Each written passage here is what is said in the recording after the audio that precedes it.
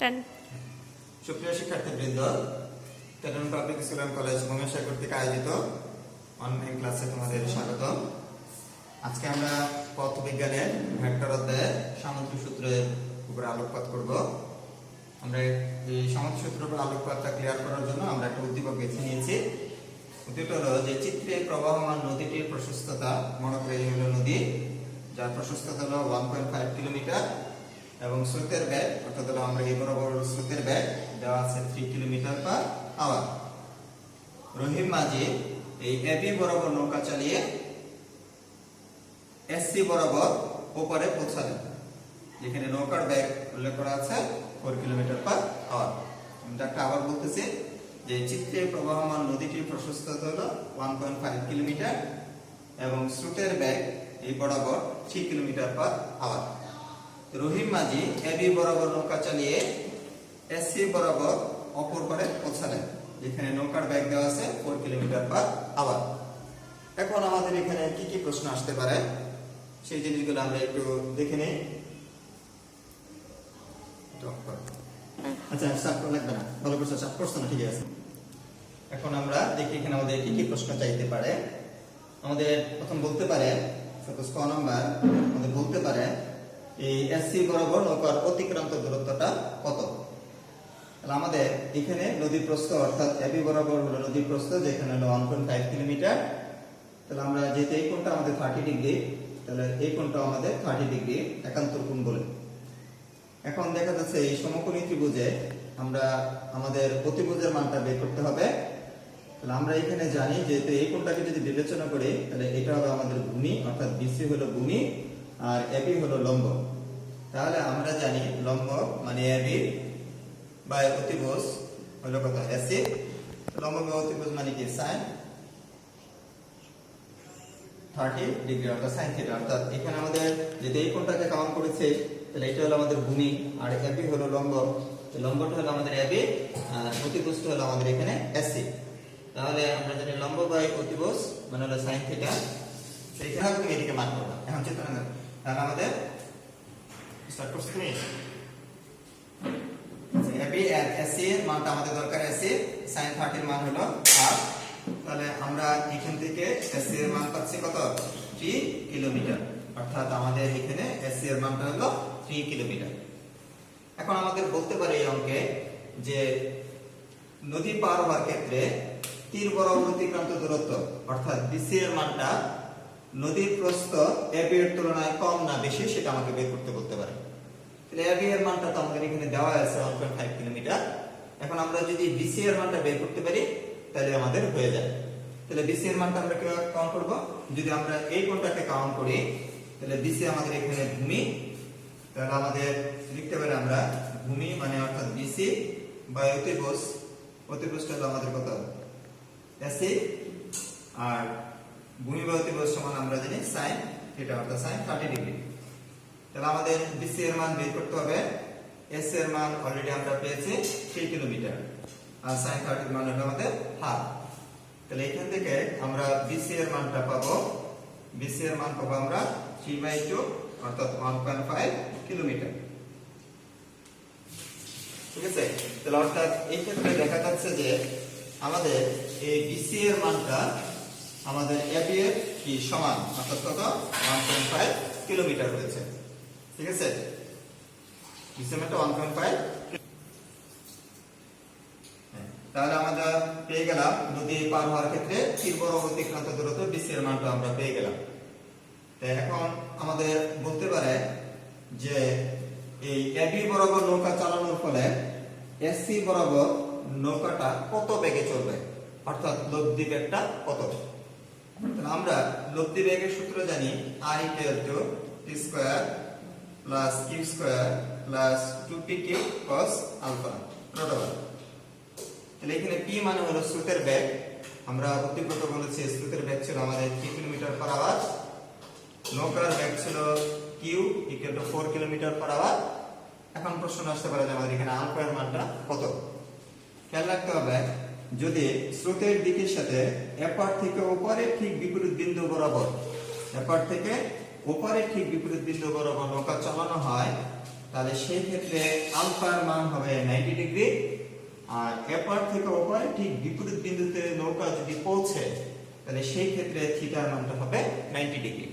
আবার খেয়াল করো যে এপার থেকে ওপারে ঠিক বিপরীত বিন্দু বরাবর নৌকা চালালে আমাদের আলফার মানটা হবে 90 ডিগ্রি, আর এপার থেকে ওপারে ঠিক বিপরীত বিন্দু বরাবর নৌকা চালালে আমাদের থিটার মান হবে 90 ডিগ্রি।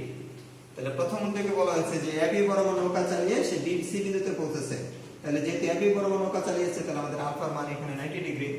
তাহলে পি এর মান হলো আমাদের 3, কিউ এর মান হলো 4, আর আলফার মান হলো 90 ডিগ্রি। এখানে বসে আমরা কি আর এর মানটা পেয়ে যেতে পারি।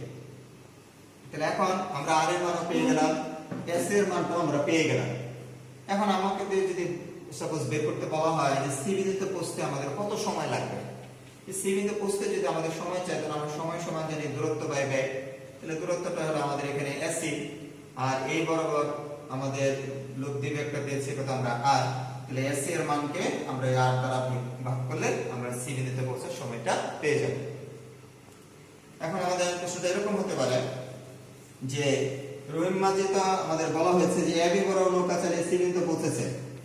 এখন এরকম বলতে পারে যে রহিম মাঝি এই এডি বরাবর নৌকা চালিয়ে তার পক্ষে এই বি বিন্দুতে পৌঁছা সম্ভব কিনা। তাহলে খেয়াল করো, প্রথম ছিল এবি বরাবর নৌকা চালিয়েছে অর্থাৎ আলফার মান 90 ডিগ্রি, আর এখন রহিম মাঝি কি করেছে এই এডি বরাবর নৌকা চালিয়ে তার পক্ষে বি বিন্দুতে পৌঁছা সম্ভব কিনা সেটা আমাদেরকে বের করতে বলা হয়েছে। যখন সে বি বিন্দুতে পৌঁছবে অর্থাৎ তখন আমাদের এই থিটা এইটুকু হয়ে যাবে আমাদের থিটা, এবং এই থিটার মানটা হবে তখন 90 ডিগ্রি। তাহলে চালিয়েছে কোথায়, কোন বরাবর, এডি বরাবর। তাহলে আমরা ধরে নিলাম এই এডি এর মানটা, আমরা ধরে নিলাম এই এডি এর মানটা অর্থাৎ এডি এই অনুমিকের সাথে আলফা কোণে ক্রিয়াশীল। তাহলে আমাদের এখন আলফার মানটা বের করতে হবে। তাহলে আমরা জানি tan থিটা সমান q sin alpha by p plus q cos alpha. তাহলে এখানে আমাদের থিটার মানটা কত, এখানে এই ক্ষেত্রে যখন এডি বরাবর বি বিন্দুতে পৌঁছবে তখন আমাদের থিটার মান হলো 90 ডিগ্রি, tan কত 90 ডিগ্রি মানে কত q sin alpha by p plus q cos alpha. তাহলে tan 90 কে আমরা লিখতে পারি sin 90 বাই cos 90। তাহলে sin 90 এর মান 1, cos 90 এর মান কত 0। তাহলে আমাদের কি লিখতে পারি q sin alpha by p plus q cos alpha. হ্যাঁ, তাহলে এখন আমরা আর কোন করে কি পাই, আমরা পাই p plus q cos alpha equal to 0। এখন বাকি অংশটা আমরা উপরে করতেছি। তাহলে এখান থেকে আমরা কি লিখতে পারি যে আমাদের cos আলফা এর মান আমরা লিখতে পারি বা cos আলফা সমান মাইনাস p বাই q। তাহলে আমাদের এখানে p এর মান দেওয়া ছিল 3 আর q এর মান হলো 4, বা আমাদের আলফা ইকুয়াল টু হলো cos minus inverse minus 3 by 4। তাহলে এটা যদি আমরা মান বের করি তাহলে আমাদের আসে 138 সামথিং মানে 69 এরকম একটা মান আসে। অর্থাৎ তাহলে আমরা সিদ্ধান্তে আসতে পারি। এখন আমরা কি সিদ্ধান্ত দিব, এই প্রশ্নটা করা হয়েছিল কি যে এডি বরাবর নৌকা চালিয়ে রহিম মাঝি কি বি বিন্দুতে পৌঁছতে পারবে কিনা। তাহলে হ্যাঁ, তাহলে আমাদের সিদ্ধান্তটা হলো যে রহিম মাঝি এডি বরাবর নৌকা চালিয়ে সে বি বিন্দুতে পৌঁছতে পারবে, কারণ সে কত ডিগ্রি করে তাহলে নৌকা চালাতে হবে। তাহলে আমাদের সিদ্ধান্তটা হবে রহিম মাঝি যদি স্রোতের দিকের সাথে 138.69 ডিগ্রি করে নৌকা চালায় তাহলে তার পক্ষে এই বি বিন্দুতে পৌঁছা সম্ভব। তাহলে কি রহিম মাঝি যদি স্রোতের দিকের সাথে 138.69 ডিগ্রি করে নৌকা চালায় তাহলে রহিম মাঝির পক্ষে বি বিন্দুতে পৌঁছা সম্ভব। এখন মনে করো এই অঙ্কটাই যদি আমাদের এখানে বলা থাকতো, এখানে যদি 30 ডিগ্রি কোণটা দেওয়া থাকতো তাহলে আমাদের আনসারটা কিন্তু চেঞ্জ হয়ে যেত। কারণ আমরা দেখেছি উদ্দীপক অনুসারে যে আমাদের আলফা এর মানটা যদি 138.69 ডিগ্রি হয় তাহলে তার পক্ষে বি বিন্দুতে পৌঁছা সম্ভব। এখন এখানে যদি কোণটা 30 ডিগ্রি দেওয়া থাকে এর মানে হলো রহিম মাঝি স্রোতের দিকের সাথে কত কোণে নৌকা চালিয়েছে সেটা এখানে উল্লেখ করা আছে। তাহলে কত, আমরা জানি টোটাল কোণটা হলো 180 ডিগ্রি।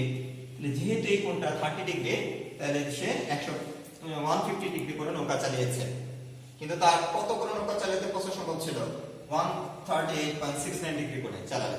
তাহলে এই কোণটা যদি দেওয়া থাকে তাহলে আমরা কি করব যে রহিম মাঝি এডি বরাবর নৌকা চালিয়ে বি বিন্দুতে পৌঁছতে পারবে যদি সে স্রোতের দিকের সাথে এত করে নৌকা চালায়। কিন্তু উদ্দীপক অনুসারে যেহেতু সে স্রোতের দিকের সাথে 150 ডিগ্রি করে নৌকা চালিয়েছে, তাই তার পক্ষে এই এটি বরাবর নৌকা চালিয়ে বি বিন্দুতে পৌঁছানো সম্ভব না। ক্লিয়ার সবাই? ক্লিয়ার? এখন খেয়াল করো, তাহলে আমরা দেখো আমাদের উদ্দীপকে কি বলেছিলাম? হ্যাঁ, তাহলে দেখো এখন আমরা একটা জায়গায় আমরা কি পেয়েছিলাম? Alpha equal to minus p by q পেয়েছিলাম। তাহলে আমরা উদ্দীপকে ধরে নিয়েছিলাম যে আমাদের স্রোতের বেগের মান হলো 3 কিলোমিটার পার আওয়ার এবং নৌকার বেগ ছিল 4 কিলোমিটার পার আওয়ার। আসলে বোর্ডে যে যখন এই প্রশ্নটা আসছিল তখন স্রোতের বেগটা ছিল 3 কিলোমিটার পার আওয়ার, স্রোতের বেগটা ছিল 4 কিলোমিটার পার আওয়ার এবং নৌকার বেগ ছিল 3 কিলোমিটার পার আওয়ার। তাহলে সেই মানটা বসালে আমাদের কি আসে দেখি আমরা, আলফা সমান cos ইনভার্স মাইনাস, তাহলে আমরা কি বলছি যে স্রোতের বেগ এখন আমাদের, তাহলে আমাদের আসলে উদ্দীপকে কি ছিল, মূল বোর্ডে যেটা আসছিল যে আমাদের এই যে নৌকার বেগ আর নৌকার বেগ এবং স্রোতের বেগটা দেওয়া ছিল 4 কিলোমিটার পার আওয়ার আর নৌকার বেগটা দেওয়া ছিল 3 কিলোমিটার পার আওয়ার। এইখান থেকে যদি আমরা মান বের করতে চাই এই মানটা আসবে না, অসংজ্ঞায়িত দেখাবে, এই মানটা ক্যালকুলেটরে আসবে না, অসংজ্ঞায়িত। এখন আমাদের যদি কোনো রেজাল্ট এরকম হয় তাহলে আমরা তখন কি সিদ্ধান্ত জানাবো? আমরা যদি অঙ্ক করে মানে সব ঠিকঠাক থাকার সত্ত্বেও যদি আলফার মান না আসে তাহলে আমাদের সিদ্ধান্তটা হবে যে এটি বরাবর নৌকা চালিয়ে বি বিন্দুতে পৌঁছানো সম্ভব না। কারণ তোমরা বাস্তবিকভাবে একটু খেয়াল করে দেখো যে স্রোতের বেগ যদি এখানে 4 কিলোমিটার পার আওয়ার হয় আর নৌকার বেগ যদি 3 কিলোমিটার পার আওয়ার হয়, বাস্তবেও কিন্তু বেশি স্রোতে প্রবাহমান নদীতে কম বেগে নৌকা চালিয়ে কিন্তু কখনো ওপারে পৌঁছানো সম্ভব না, নৌকাটা কিন্তু উল্টে যাবে। তাহলে দেখো, তাহলে সেটাকে আমরা তার মানে মুখে ভাষায় বলতে হবে না, গাণিতিক ব্যাখ্যা দিতে হবে। তাহলে গাণিতিকভাবে আমরা দেখাই দিব যে মানটা আসবে না, তখন আমরা বলবো অসংজ্ঞায়িত। এখন তোমাকে কিন্তু বলা হয় নাই যে এখানে আলফার মান বের করে সিদ্ধান্ত দিতে হবে। তুমি ইচ্ছা করলে এটা করতে পারতে যে এখানে কিন্তু আলফার মানটা প্রশ্ন উল্লেখ করা আছে 150 ডিগ্রি, তাহলে আলফার মানটা তুমি এখানে 150 ডিগ্রি বসালে, আলফার মান 150 ডিগ্রি বসালে পি এর মানটা অর্থাৎ স্রোতের বেগ দেওয়া আছে এখানে 4 কিলোমিটার পার আওয়ার, এটা বসালে বসিয়ে তোমরা কিউ এর মান বের করবে। কিউ এর মান বের করে দেখবে উদ্দীপকের যে মানটা দেওয়া আছে, তাহলে আমরা এখান থেকে উদ্দীপকের যে মানটা অর্থাৎ কিউ এর যে মানটা দেওয়া আছে সেই মানটার সাথে মিলিয়ে দেখব। অবশ্যই এখান থেকে কিউ এর যে মানটা আসবে উদ্দীপকে প্রদত্ত কিউ এর মান, অর্থাৎ উদ্দীপকে কিউ এর মানটা দেওয়া আছে 3 kilometre per hour, 3 kilometre per hour. তাহলে কিন্তু আমরা এখান থেকে মেবি 4.5 কিলোমিটার পার আওয়ার মানটা, 4.6 কিলোমিটার পার আওয়ার হয়তো আমরা কিউ এর মানটা পেতে পারি। তাহলে অর্থাৎ কি আলফা যদি 150 হয়, কিউ এর মান যদি তোমার হয় 4 দেওয়া থাকে, যদি আমাদের নৌকার ব্যাগটা 3 হয়, নৌকার ব্যাগটা আমরা বের করব, বের করে দেখব এটা অঙ্কে প্রদত্ত 3 এর চেয়ে বেশি আসছে। তো অর্থাৎ তাহলে সিদ্ধান্ত কি, অঙ্কে যে মানটা আমরা পাবো নৌকার ব্যাগটা যদি তা হইতো তাহলে আমরা ও রহমত রহিম মাঝে ও বি বিন্দুতে যে বুঝতে পারতাম, কিন্তু যেহেতু সেট হয় নাই এই জন্য এটা সম্ভব হয় না। এখন আমরা এটাকে এইভাবে করতে পারি যে আমরা জানি tan θ q sin α by p plus q cos α, এভাবে করতে পারি। p এর মানটা আমাদের এখানে দেওয়া আছে, q এর মানটা দেওয়া আছে, α এর মানটা দেওয়া আছে 150 ডিগ্রি। এই 150 ডিগ্রি বসিয়ে আমরা θ এর মানটা বের করতে পারি। যদি আমাদের এখানে θ এর মানটা 90 হয় তাহলে আমরা বলবো এডি বরাবর নৌকা চালিয়ে বি বিন্দুতে পৌঁছতে পারবে। যদি θ এর মানটা 90 না আসে তাহলে আমরা বলবো এফডি বরাবর নৌকা চালিয়ে বি বিন্দুতে পৌঁছা সম্ভব না। তাহলে আমরা এই অঙ্কটা কিন্তু তিন ভাবেই করতে পারি। তাহলে যারা ভালো তোমরা যদি বুঝে এইভাবে করবে, আর নাহলে নরমাল ওয়েতে করে ফেলবে, আলফার মানটা বের করবে, আলফার মান যদি আসে তাহলে বলবা এই কোণে চালালে বি বিন্দুতে পৌঁছতে পারবে, আর আলফার মান যদি না আসে তাহলে বি বিন্দুতে পৌঁছা তার পক্ষে সম্ভব না। ক্লিয়ার সবাই? প্রশ্ন স্টার্ট। এখন আরেকটা প্রবলেম আমরা দেখব যেটা বিগত বছর বোর্ডে আসছে, আগে এটা বেশ কয়েকবার বইতে আসছে। একটা খেয়াল করো যে ঘন্টায় 40 কিলোমিটার পার আওয়ার বেগে পূর্ব দিকে চলমান একটি গাড়ির চালক ঘন্টায় 40 কিলোমিটার পার আওয়ার বেগে একটি ট্রাককে উত্তর দিকে চলতে দেখলো। তাহলে ট্রাকটির প্রকৃত বেগ কত?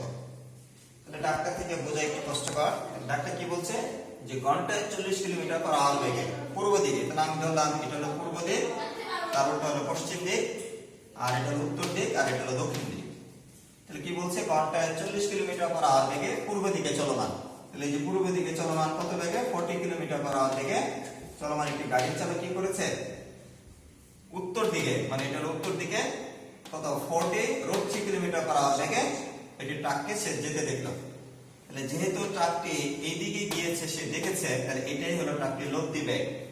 তাহলে এটা ভূমির সাথে কত ডিগ্রি কোণে আছে, 90 ডিগ্রি কোণে আছে। তাহলে আমাদেরকে জানতে চাওয়া হয়েছে ট্রাকটির প্রকৃত বেগ, অর্থাৎ ট্রাকটি কত বেগে চালানো হয়েছিল। অর্থাৎ আমাদের এখানে পি এর মানটা হলো এই যে 40 কিলোমিটার পার আওয়ার, আর ট্রাকটি যেহেতু উত্তর দিকে সে যেতে দেখেছে, তাহলে এটা আর এর মান সেটা হলো 40 কিলোমিটার পার আওয়ার। আমাদেরকে জানতে চাওয়া হয়েছে এই ট্রাকের প্রকৃত বেগ কত, অর্থাৎ কিউ এর মানটা কত। ঠিক আছে, তাহলে আমরা এখন এই কিউ এর মানটা কিভাবে বের করতে পারি।